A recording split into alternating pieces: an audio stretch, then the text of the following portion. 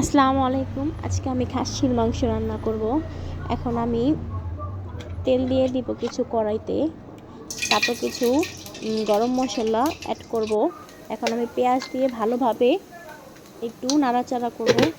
এর আগে আমি একটু লবণ মিশিয়ে দিলাম যাতে পেঁয়াজটা আমার জলদি সিদ্ধ হয়। এখন আমি নাড়াচাড়া করার পর ভালোভাবে নাড়াচাড়া পর এখন আমি এটার ভিতরে কিছু আদা রসুন পেস্ট দিব। আদা রসুন পেস্ট আমি 1 টেবিল চামচ দিলাম।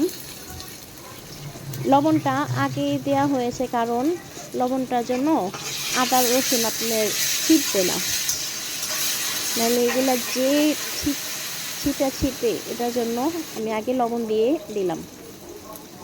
এখন আমি মাংসের মশলার প্যাকেট দিয়ে ভালোভাবে নাড়াচাড়া করে নেব। তারপরে এখন আমি এটার ভিতরে কিছু পানি দিব। এই পানিতে এখন আমি মাংসের মশলাগুলো ভালো মতো কষাবো।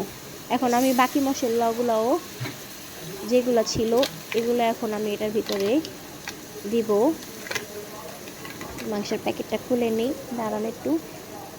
এই যে মশলাগুলো দিলাম। এখন আমি এগুলো ভালোভাবে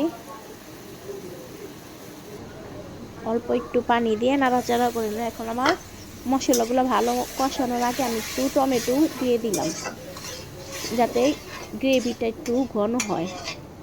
এখন এগুলো আমার ভালোভাবে একটু অল্প চুলায় কষাতে হবে। সব মশলা কষানোর পর এখন আমি কিছু ব্লেন্ড করা কাঁচামরিচ এটার ভিতরে দিয়ে দিলাম। কাঁচামরিচের ব্লেন্ডের ভিতরে যে পানিগুলো ছিল সেগুলো একটু ভালোভাবে দিলাম। এখন আমি এগুলো ভালোভাবে নাড়াচাড়া করে নিব। মাংসগুলো ভালো কষানো হলে মশলা আপনার সুন্দর একটা গ্রান আসে। কষানো হলে ভালোভাবে তাহলে একটা গন্ধ বা যে স্মেলটা আসে না। এটা যেন ভালো মতো তেল উপরে না ওঠা পর্যন্ত মশলাগুলো ভালোভাবে কষিয়ে নিতে হবে।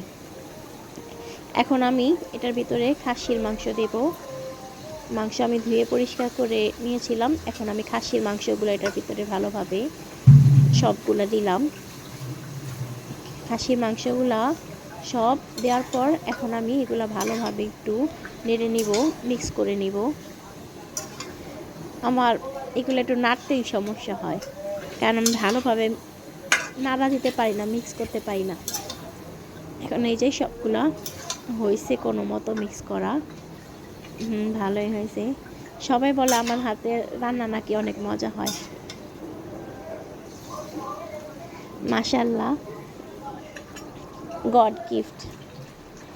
এখন মাংসগুলো সুন্দরভাবে কষানো হচ্ছে। এখন আমি আরেকটু নেড়ে চেড়ে দেব যাতে মাংসের ভিতরে মশলাগুলো ভালোভাবে মিশে। আমার নাড়াচাড়া দেওয়া শেষ। এখন মাংসগুলো সুন্দর বলক হচ্ছে। চুলার হাই হিটে দেওয়া আছে। এখন পানি অ্যাড করে দেব। এখন আমি আবার খাসির মাংস আপনার অনেক সময় লাগে রান্না করতে। 1 ঘন্টার উপরে সময় চলে যায় খাসির মাংস রান্না করতে, কিন্তু মাংস সহজে গলেই না। এখন আমি এটার উপর ঢাকনা দিয়ে দিব যাতে চুলার আঁচটাও কমিয়ে দিব। এখন দেখেন আমার মাংসটা ভালোই সুন্দর পানিগুলো সব শুকিয়ে গেছে। এখন আমি ভালোভাবে একটু নাড়াচাড়া করে নেব। আবার এটার উপরে আরও কিছু হালকা মশলা দেওয়া বাকি আছে, যেমন আমি গরম মশলা গুঁড়ো আর আপনার একটু অল্প